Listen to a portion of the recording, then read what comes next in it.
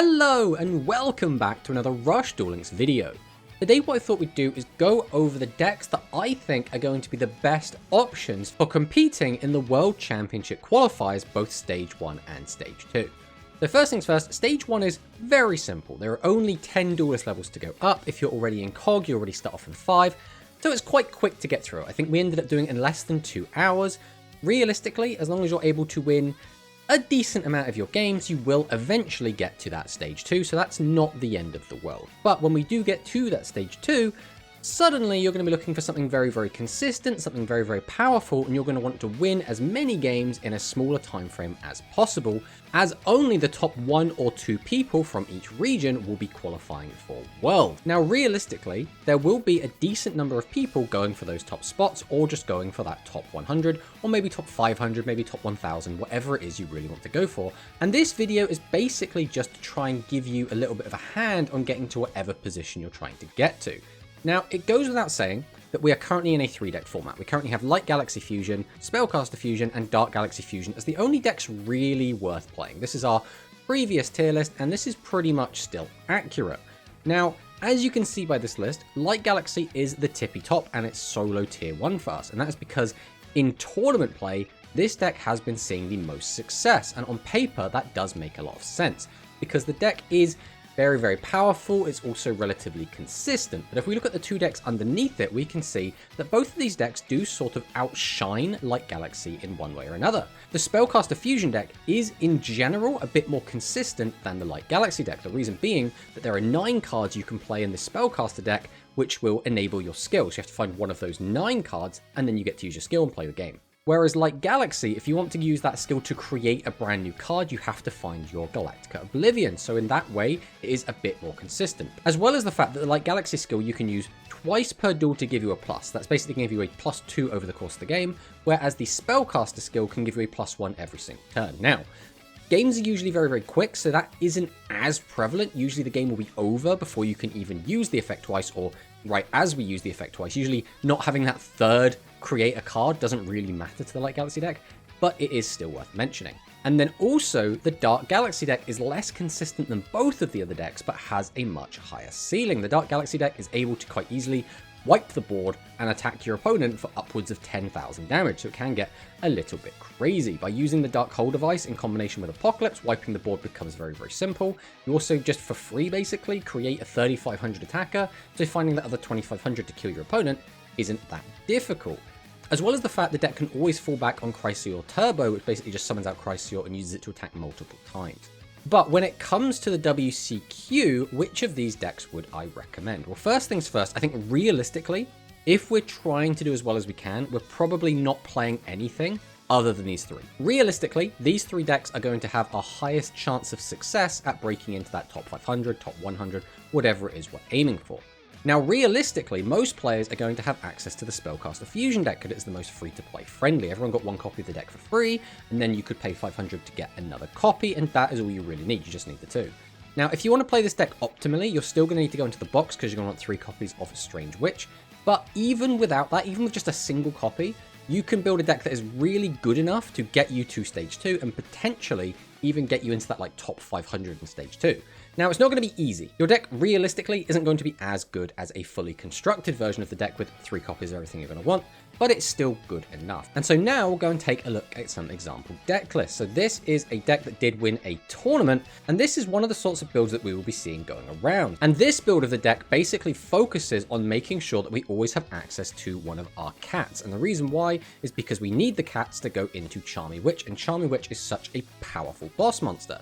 So this is made using 7's Road Witch and a level 1 Earth Attribute Spellcaster type monster, which basically means we can make it using either a Strange Witch or the Strange Cat. But this is a really important piece because 2800 attack is first really good. Second, this allows us to change the battle position of our opponent's monster as well as get piercing, which means generally on the very first turn of the game, your opponent is going to set a bunch of monsters.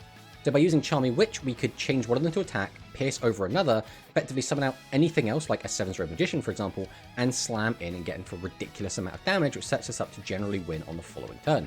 So Charmy Witch, very, very important. And Strange Witch is also absolutely fantastic because on its own, this just gets us to Charmy Witch. Either we can bring back Charm Witch from the graveyard, or we can bring back 7's Road Witch as well as fusion, and then just go into it that way. So either way, really, really fantastic. Basically, one of the best turn 2 plays you could make with this deck is use the skill, reveal the witch, add 2 cards to hand, usually including a 7's Road Magician, maybe a fusion. Then we send the witch to graveyard, summon out Strange Witch, activate Strange Witch, bring back 7's Road Witch, activate 7's Road Witch, summon out 7's Road Magician, activate the fusion we added back, go into Charmy, and then we just immediately have a Charmy Witch and a 7's Road Magician on the field, which is really, really strong. That just allows you to apply so much pressure so quickly. But the reason this build has become so popular is because, again, we want to just have lots and lots of cats. It's great if we open Strange Witch, but there's no guarantee we will, and it's not searchable with the skill, so we play 3 copies of Strange Cat as well. And if we're playing that, we might as well play Mr. Alchemy, who also allows us to get Strange Cat back from the graveyard, which gives us even more cat access, as well as giving us a draw, which is quite nice, as well as the fact it is a water monster that is a different attribute for the 7's Road Magician and the 7's Paladin, so really, really important cards. One other thing to note is that this deck can play a myriad of traps. Some decks do tend to run more traps, some run a few less, and we have also seen Ghost Cyclone being very prevalent in here. As you can see, this has 3 limit 3 cards and 2 Ghost Cyclone, and the 1 Execute Riding. This does seem to be the most popular that we've seen in terms of the limit 3 distribution, but some people have gone as high as running 3 Ghost Cyclones and have found success with that. And this is a different version of the same deck, still using the Master Axel Road skill, but this deck, instead of focusing on the cat aspect and using Mr. Alchemy, instead prioritizes having lots of different attributes so we can try and get all 6 in the graveyard for, again, the 7's Road Magician and the 7's Paladin, and prioritizes using monsters that have a decent attack and defense value. Now, the reason having a decent attack and defense value is important is because of things like Charmy Witch. Being able to change your guys to attack position and then attack over them means you want to have a good attack value in case you're changed into attack, and a good defense value in case you're pierced over. And another great example of this is going to be Meteor Charge, which is basically puts you in exactly the same situation where they're going to pierce over one, change something to attack, so you want to make sure you're good in both regards. So as for which one is better, I think it's a little bit up for debate. Realistically, if we have more cats, we're going to go into that Charmy Witch on turn 1 more often. If we have more bigger bodies, then we're more likely to survive if our opponent does do those piercing and battle change position plays. One other thing worth mentioning is that this list is on Talismanic Seal Array, and this is something we have seen quite a lot. Talismanic Seal Array does seem really, really powerful at the moment, especially in this list. It combos really nicely with Ghost Cyclone and gives the deck a little bit of teeth. So the major issue that Spellcasters tends to have is that it doesn't quite have that same ceiling that a lot of the other decks in the meta have. Although this deck is quite competently able to do its combo, you're easily able to get out Charmy Witch, maybe you end on a 7's Road Magician or a 7's Paladin as well, and that can be really good. In general, we don't have a big way to get a ridiculous chunk of damage in, and that's where Talismanic Seal Array comes in. The main issue that I tend to find this deck has is that the Light Galaxy and Dark Galaxy decks can just kind of kill you out of nowhere. This deck doesn't tend to do that, but with Talismanic Seal Array, that does become a little bit more likely, and I think realistically, we're in a meta where if you're not able to threaten lethal every single turn, then you're probably not going to be competing. So that's why Spellcasters has felt a little bit on the back foot, just because, again, killing your opponent from full is something this deck doesn't usually get to do. So next up, we'll talk about Light Galaxy, and Light Galaxy, again, is the top dog. This has been performing the best in tournaments. Realistically, this deck has been performing the best overall out of all of the decks.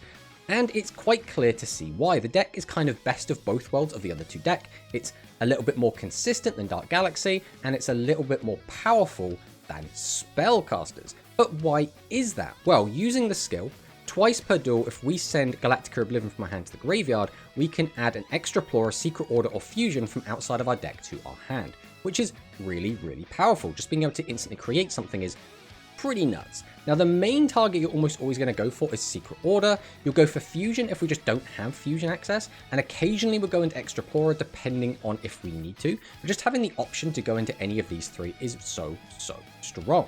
By using Extraplorer's effect, we can also send 2 cards to the graveyard, which is really good. We're going to want to fill up our graveyard to make the deck work, as well as add 2 cards back to our hand, which is really, really strong. Being able to get a free +2 off of your boss monster is really, really good.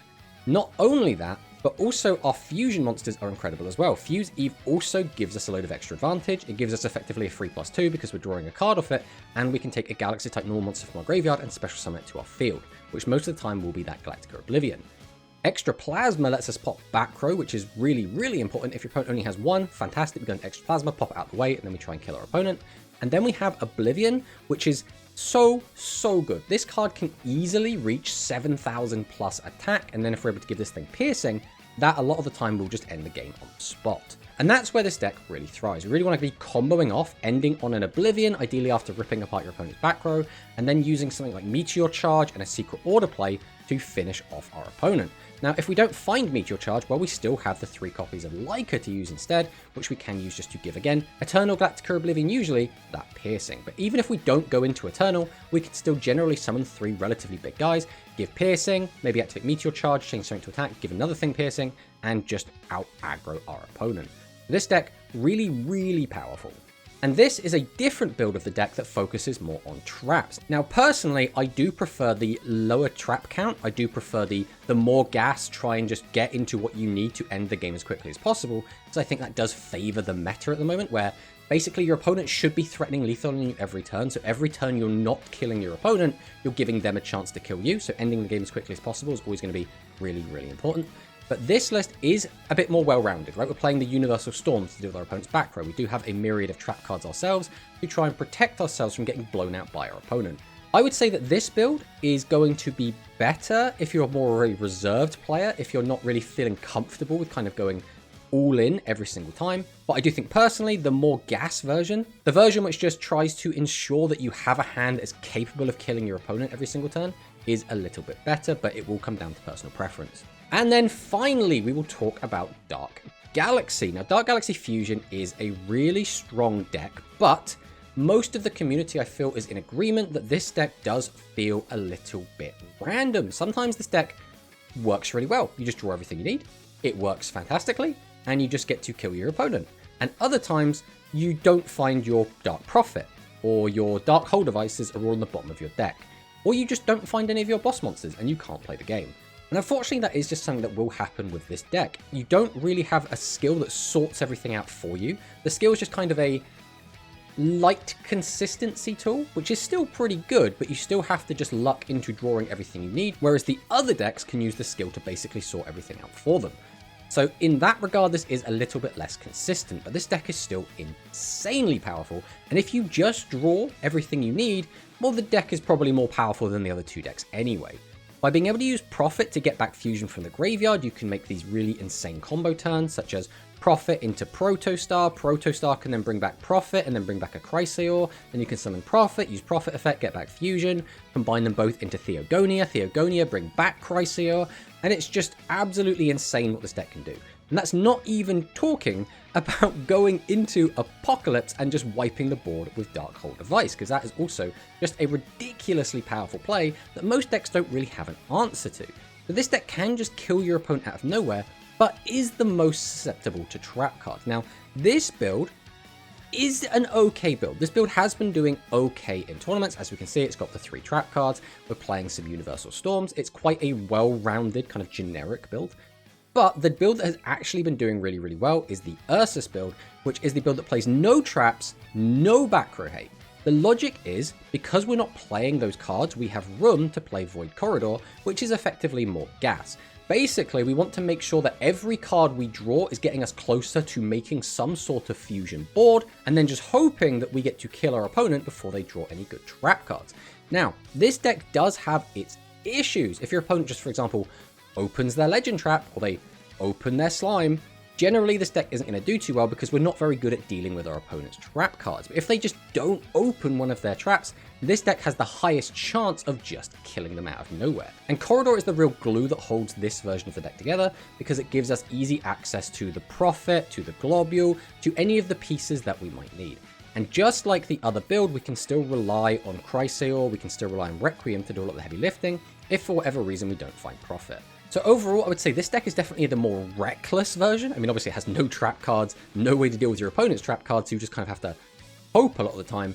But this has had a much higher success rate in tournaments, and I would say that this deck has proven itself more than kind of your standard Dark Galaxy build, so there is that. So what would I recommend out of these decks? Well, personally, I think if you feel that you're a well-rounded player, and I think that if you feel confident in your ability to pilot your decks to a high level, I do think Light Galaxy is going to be the way to go.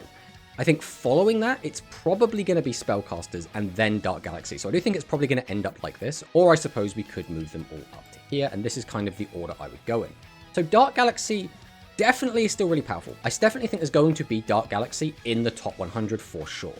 I think there probably will be less Dark Galaxy than the other two, but then these two are kind of interchangeable. I think realistically, a lot of the difference between these two decks is going to come down to player preference. I think some people are going to gel more with the having consistent access to piercing, being able to run more trap cards, and having a skill that's online all the time.